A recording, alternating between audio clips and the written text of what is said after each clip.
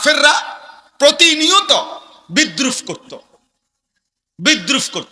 সবচেয়ে জঘন্য একজন কাফের নজর ইবনে হারেস, মক্কার একজন কাফের সর্দার, সে নবীজিকে বিদ্রুপ করে নবীজির সামনে সে হাত তুলে আল্লাহর কাছে বলতো, আল্লাহুম্মা ইন কানা হাদা হুয়াল হাক্ক মিন ইনদিক ফাআমতির আলাইনা হিজারাতাম মিনাস সামা আবিতিনা বিআযাবিন আলীম। এই বেঈমানে বলতো, আল্লাহ, এই মুহাম্মদ যে বলে আমগোর উপরে বলে আযাব আসবে, এইটা যদি সত্যই হয় তা আমনে এখন আমগরে আসমান থেকে আযাব হিসাবে পাথরের বৃষ্টি বর্ষণ করেন, অথবা তার চাইতে মারাত্মক কোনো আযাব থাকলে দেন। আল্লাহ নবীকে লক্ষ্য করে পাশে বসে বসে বিদ্রুপ করে এটা বলতো। অর্থাৎ তার বিশ্বাস ছিল আযাব বলতে কিছু হবে না। বুঝেন নাই কথাটা? এজন্য এত বড় জঘন্য কথা বলতো। আল্লাহ তাআলা এই নাফরমান নজর ইবনে হারেসের কথার জবাব দিতে গিয়ে আল্লাহ তাআলা এই সূরা নাজিল করে এই প্রসঙ্গটা, আযাবের কথাটা, এবং সেদিন হাসরের ময়দানে পাপী জাহান্নামী নাফরমানের কি হবে সেই কথাটা সংক্ষেপে আল্লাহ তাআলা এখানে উল্লেখ করেছেন। এবার আপনি শুধু তর্জমাটা শুনেন, আপনি বুঝবেন। আপনারা একবার সহজ, আপনারাই বুঝবেন। আল্লাহ তাআলা বলতেছেন, সাআলা সাইলুম বিআযাবিন ওয়াকি'। হে নবী, এক ব্যক্তি আপনার সামনে প্রতিনিয়ত আমি আল্লাহর কাছে কাফের বেঈমান নাফরমান পাপীদের উপরে নিশ্চিত যেই আযাব, সেই আযাব কামনা করছে বারবার। আপনি বলে দেন, লিল কাফিরিনা, এই আযাব কাফেরদের জন্য নিশ্চিত হবে। লাইসা লাহু দাফি', পৃথিবীর কোন শক্তি, জমিনের কোন শক্তি আল্লাহর এই আযাব থেকে ফেরাইতে পারবে না। ফেরাইতে পারবে কেন? কারণ মিনাল্লাহি যিল মাআরিজ, সর্বোচ্চ মর্যাদা সম্মান, অথবা দ্বিতীয় তাফসীর হলো 7 আসমানের ঊর্ধ্ব পর্যন্ত, অথবা তৃতীয় তাফসীর হইল জমিনের তলদেশ থেকে আসমানের 7 আসমানের ঊর্ধ্ব পর্যন্ত যত উপরে ফেরেশতারাগুলো, আল্লাহর ফেরেশতারা উঠতেছে, এই সর্বোচ্চ শিখর পর্যন্ত পূর্ণ 7 আসমান, তার ঊর্ধ্বে অথবা সর্বোচ্চ মর্যাদার অধিকারী যেই মহান আল্লাহ, এই শাস্তির ঘোষণা সেই আল্লাহর পক্ষ থেকে। আপনি বলেন বেঈমান, এটা কোনো মেম্বার চেয়ারম্যানের হুমকি না, এটা কোনো এমপি মন্ত্রীর হুমকি না, এটা 7 আসমান ও জমিনের যিনি মালিক, এটা গোটা কায়নাতের যিনি মালিক, আমাদের অস্তিত্বের সবকিছুর যিনি মালিক, জাররা জাররা বিন্দু বিন্দু সেই যার মালিকানাধীন, সেই তার পক্ষ থেকে এই আযাবের ঘোষণা। অতএব এমন মালিকের ঘোষণাকে এমন হেলায় ফেলায় মনে করা উচিত। ফাজলামি সবখানে মানায় না। ফাজলামি কি সবখানে মানায় না। গারতারামি সবার সাথে ঠিক না। আল্লাহ তাআলা বলতেছেন, তা'রুজুল মালাইকাতু ওয়ার রূহু ইলাইহি। আল্লাহ তাআলা বলেন, যেই 7 আসমানের ঊর্ধ্বে সর্বোচ্চ মর্যাদার অধিকারী যেই মহান আল্লাহ, সেই সর্বোচ্চ মর্যাদায় তিনি যেখানে আছেন, ওই সর্বোচ্চ মর্যাদা পূর্ণ পর্যন্ত কোটি কোটি ফেরেশতা এবং জিব্রাইল ফেরেশতা সেই মহান আল্লাহর হুকুমে প্রতিনিয়ত উপরে নিচে আসা যাওয়া করতেছে, উঠতেছে, নামতেছে। আল্লাহ তাআলা বলেন, 7 আসমানের ঊর্ধ্বে আরশ আজিম থেকে আমার এক একটা আয়াত জিব্রাইল গ্রহণ করছে, আবার জমিনে আমার বন্ধুর কাছে নিয়ে আসছে, এখান থেকে আবার আমার কাছে যাচ্ছে। এইভাবে আমি আল্লাহ পলকে জমিনে ঘটনা ঘটতে দেরি, 7 আসমানের ঊর্ধ্ব থেকে জিব্রাইলকে পাঠাইতে দেরি হয় না। এত বড় ঊর্ধ্বে, এত উঁচা, এত দূরে, এত বহু দূরে, এত বড় বিষয়টা যেই আল্লাহ আমি সেকেন্ড মুহূর্তে মুহূর্তে নিয়ন্ত্রণ করতে পারছি, সেই আমি আল্লাহর পক্ষ থেকে আযাবের ঘোষণা। আল্লাহর শক্তি সম্পর্কে আইডিয়া দিল। হযরত আবু বকর সিদ্দিক রাদিয়াল্লাহু তাআলা আনহু, ওনাকে আবু বকর সিদ্দিক বলে কেন?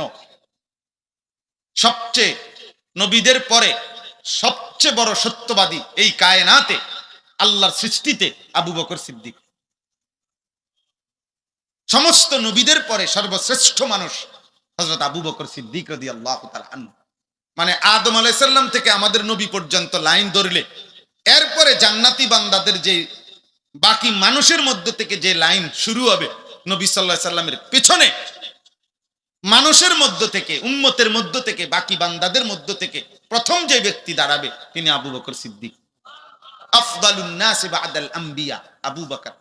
সেই আবু বকর সিদ্দিক রাদিয়াল্লাহু তাআলা আনহু মেরাজের ঘটনা শুনবার পরে মক্কার কাফেররা জিজ্ঞেস করছে, মুহাম্মদ, এক রাত্রের কিছু অংশেই তোমার বন্ধু, তোমার সাথী মুহাম্মদ মক্কা থেকে মসজিদে আকসা, যেটা এখান থেকে 1 মাসের দূরত্ব, ওইখান থেকে 7 আসমান, সেখান থেকে তার প্রভুর দরবার আরশ, সেখান থেকে আবার ফিরে আসে মক্কা, চলে আসছে। এটাও কি সম্ভব? এটাও তোমার বিশ্বাস হয়? আবু বকর সিদ্দিক রাদিয়াল্লাহু তাআলা আনহু বলেন, এর চাইতে বড় বিষয়ও আমার বিশ্বাস হয়। সেইটা কি? সেইটা হলো, এখানে জমিনের 1 সেকেন্ডের ঘটনা ঘটতেই, প্রশ্ন আসতেই, সেই আরশে আজিম থেকে আল্লাহর হুকুম নিয়ে জিবরাইল সেকেন্ডের ভিতরে এখানে চলে আসে। এটা যদি সম্ভব হয়, এটা সম্ভব হবে না কেন? আবু বকর সিদ্দিককে নবী শুনে বলেন, আবু বকর, এজন্যই তুমি সিদ্দিক, তুমি হচ্ছ সবচেয়ে বড় সত্যবাদী, যে আমার কথাতে এক বিন্দু কোনোদিন সন্দেহ করো না, সন্দেহ করো না। আল্লাহ তাআলা বলেন, সেই আযাব কোন দিন হবে? নিশ্চিত আযাব হবে কিনা বলেন? কথা বলেন না কেন? আল্লাহ বলেন, সেই আযাবটা হবে কোন দিন? ফি ইয়াউমিন কানা মিকদারুহু 50 আলফ সানা। আপনি বলে দেন বন্ধু, সেই আযাব হবে ওই দিন, ওই হাসরের দিন, ওই কিয়ামতের মাঠের দিন, যেদিন আল্লাহ বলে, বান্দা, যেই দিনের একদিন হবে, হাসরের ময়দানের দিনটা হবে 50,000 বছরের সমান। কয় হাজার বছর দোস্ত? 50,000 টাকা আর 50,000 বছর এক কথা? আপনি বুঝছেন 50,000 বছর বলতে? কথাটা বুঝছেন? আন্দাজ করছেন কিছু? আমনের আমার বাপ দাদার 14 গোষ্ঠীর কত মানুষের, কত হাজার মানুষের হায়াত একত্র করলে হবে 50,000 বছর। ফি ইয়াউমিন কানা মিকদারুহু 50 আলফ সানা। আল্লাহ বলে, আযাব হবে সেদিন, যেদিন হাসরের ময়দানের দৈর্ঘ্য হবে 50,000 বছর। আযাব শুরু হলে চলতে থাকবে 50,000 বছর, দাঁড়িয়ে থাকতেই হবে হাসরের মাঠে 50,000 বছর। বলেন, আল্লাহ তাআলা বলেন, বান্দা, আজ তুমি বুঝলা না, তবে এটা শুনো, সেই আযাব নিশ্চিত, বিআযাবিন ওয়াকি', অবশ্যই হবে। ফাসবির সাবরান জামিলা। অতএব বন্ধু আমার, আপনি পূর্ণ ধৈর্য ধারণ করেন, আপনি ধৈর্য ধারণ করেন, আপনি ঘাবড়াবেন না, আপনি হতাশ হবেন না। যত ব্যঙ্গ, যত বিদ্রুপ, যত উপহাস, যত তুচ্ছতাচ্ছিল্যই তারা করুক না কেন, আপনি নিশ্চিত ইয়াকিন করে রাখেন, 50,000 বছরের দৈর্ঘ্য পরিমাণ কিয়ামত, আসরের দিন, আখিরাতের দিন, আমি যেই আযাবের কথা আপনারে দিয়া বলছি, কাফের, বেঈমান, নাফরমান, পাপীদের জন্য সেটা হবেই হবে, হবেই হবে, হবেই হবে। ইন্নাহুম ইয়ারাউনাহু বাঈদা ওয়া নারাহু করিবা। আল্লাহ বলেন, দুনিয়ার সামান্য ভোগ বিলাসিতা, উল্লাস আর মাতলামির মধ্যে থাকার কারণে বেঈমান মনে করে সেই কিয়ামত বহু দূরে, আর আমি আল্লাহ বন্ধু, আমি দেখতেছি সেটা একদম কাছে। কারণ যার মৃত্যু তার কিয়ামত শুরু, কারণ সে তো আর ফিরবে না। কথা বলেন না কেন? আর আমাদের মৃত্যু আমাদের কাছে না দূরে? তো এই কিয়ামত কাছে, কারণ আপনি মরলে তো শেষ, মরলে তো আর আপনি ফিরতে পারতেন না। কথা বোঝেন নাই? আপনি তো আর আসবেন না। আমার মৃত্যুর পরে যদি দুনিয়ার, পৃথিবীর মানুষ, বাংলাদেশের মানুষ সবাই যদি একের মঙ্গল গ্রহে চাঁদের দেশে ঘরবাড়ি করে। আমার কি? আমি তো নাই। কথা বোঝেন নাই? আমি তো নাই। তো এরপরে বাকিরা বাকিরা কেন না আসলেই কি? এই জন্য আল্লাহ বলেন ওরা তো মনে করে আখেরাত সে তো বহু দূরে। আচ্ছা, আখেরাত যদি বহু দূরে, আরো 20 বছর, 200 বছর, আরো 50,000 বছর পরেও হয়, তো তুমি থাকবানি ওই পর্যন্ত। তো তাহলে তুমি লাফো কিত্তা? তুমি লাফাও কেন? এই জন্য আল্লাহ বলেন ওরা মনে করে দূরে, আমি দেখি কাছে।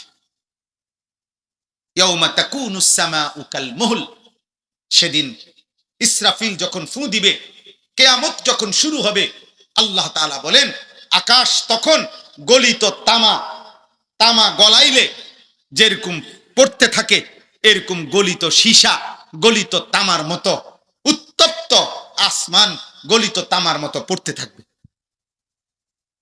ওয়াতাকুনুল জিবালু কাল ইহন, এবং পাহাড়গুলো তুলা যেরকম ধুনাইলে, ধুনাইলে বুঝেননি? ল্যাপটপ বানাইবার আগে কি করে না, তুলা ধুনায়।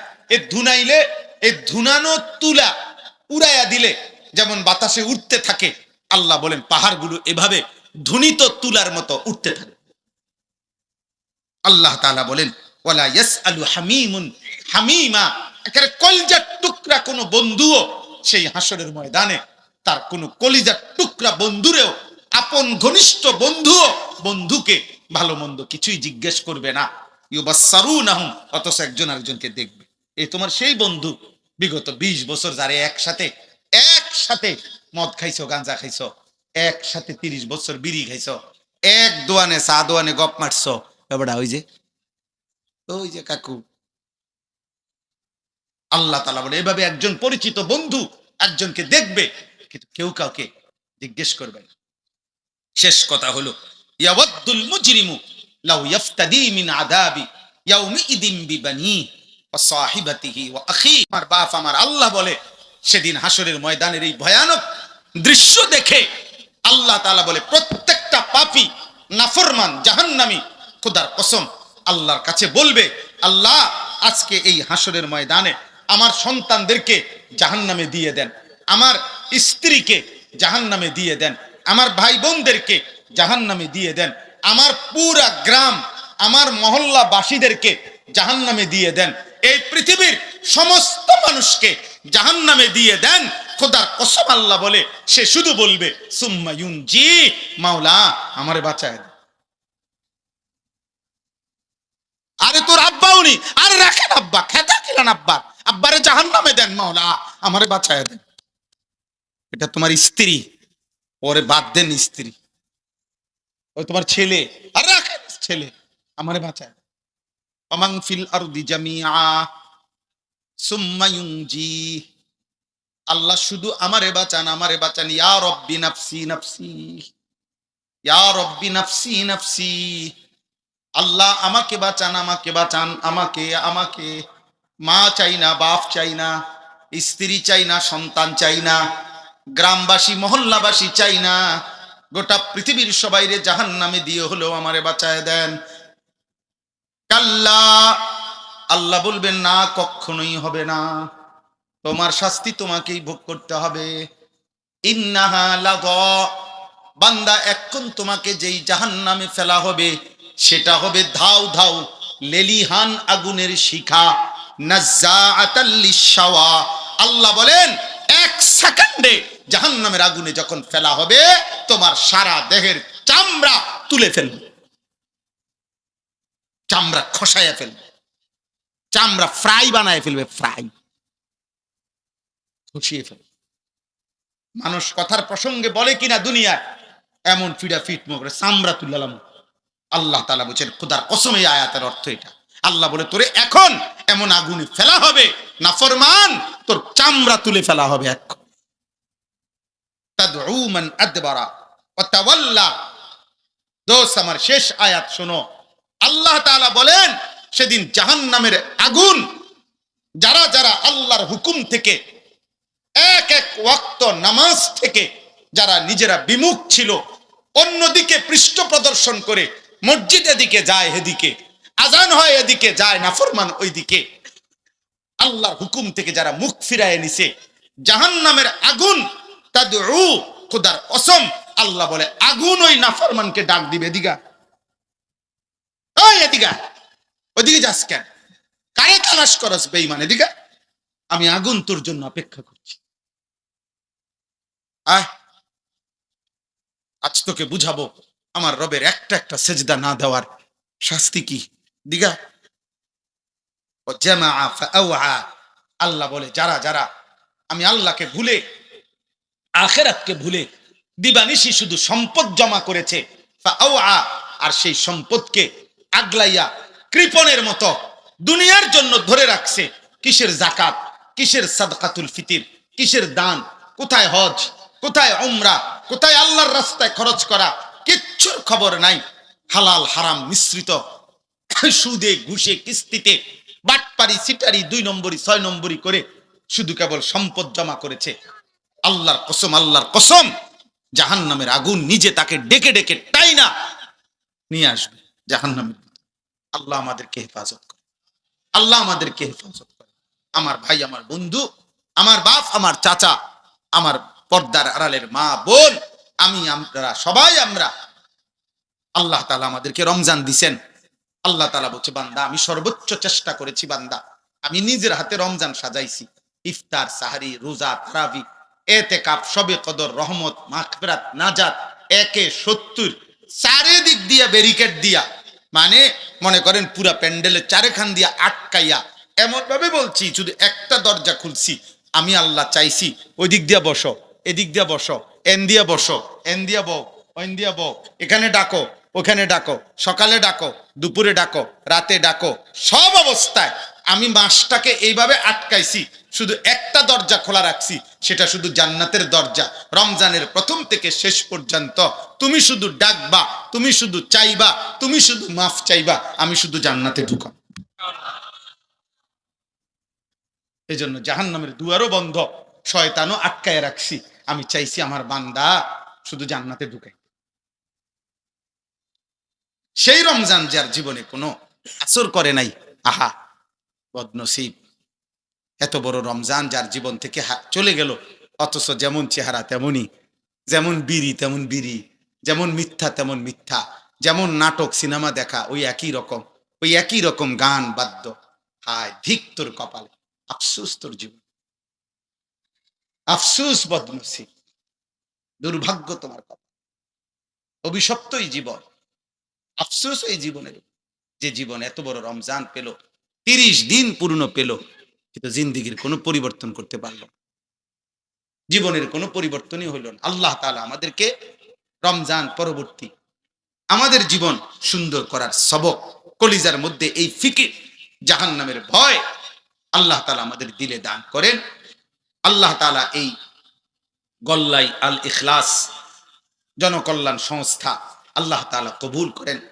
আল্লাহ তাআলা আমার হুজুরের কবরকে নূরে নূরে ভরপুর করে দেন। এলাকার মহল্লার আশপাশের যত কবরবাসী আছে আল্লাহ তাআলা সকলকে মাফ করে দেন। মাশাআল্লাহ। প্রবাসী যারা এই মুহূর্তে, তো সারা পৃথিবীতে আমাদের বাংলা ভাষাভাষী যত প্রবাসী অনেক পেরেশানিতে আছে। সারা বিশ্ব পরিস্থিতি, যুদ্ধ পরিস্থিতির কারণে প্রবাসীরা ছটফট করছে। এখান থেকে, দেশ থেকে মা বাবা স্ত্রী সন্তান আহাজারি পেরেশানি করছে। আল্লাহ তাআলা যেন প্রতিটি প্রবাসী বাবা ভাইকে সুস্থতার সাথে, নিরাপত্তার সাথে রাখেন। আল্লাহ যেন ঈমান আমলের সাথে রাখেন। আমাদের পরম শ্রদ্ধেয় আল্লামা হাসান জামিল সাহেব খুব কাছাকাছি চলে আসছেন। ইনশাআল্লাহ এশার নামাজের পর ইনশাআল্লাহ হযরত বয়ান করবেন। আপনারা সবাই ইনশাআল্লাহ আবার জমে সুন্দর করে বসবেন। আল্লাহ তৌফিক দান করেন। এটা কি? আচ্ছা, মাশাআল্লাহ। গল্লাই দক্ষিণ পাড়া আল ইহসান ইসলামী সমাজ কল্যাণ পরিষদের উদ্যোগে আগামী 28শে মার্চ, এই মাসেই আগামী শনিবার মাহফিল, কালিয়ারচর দক্ষিণ বাজার সংলগ্ন মাঠ। সেখানে আলোচনা করবেন আল্লামা নজির আহমদ সাহেব, আর এতক্ষণ যিনি চিৎকার দিলেন তিনি মুফতি কাউসার মাহমুদ আর ওলামায়ে কেরাম। আমার বয়ান কখন? শেষ বয়ান ইনশাআল্লাহ। আল্লাহ তাআলা তৌফিক দান করেন। ওই মাহফিলও আপনারা শামিল হবেন। আল্লাহ কবুল করেন। সুবহানাল্লাহি ওয়া বিহামদিহি। আলহামদুলিল্লাহ, জাযাকাল্লাহু খাইর। আল্লাহ তাআলা হযরতের জবানে বরাকা বাড়ায় দেয় ইনশাআল্লাহ। হযরত যেগুলা কথাগুলো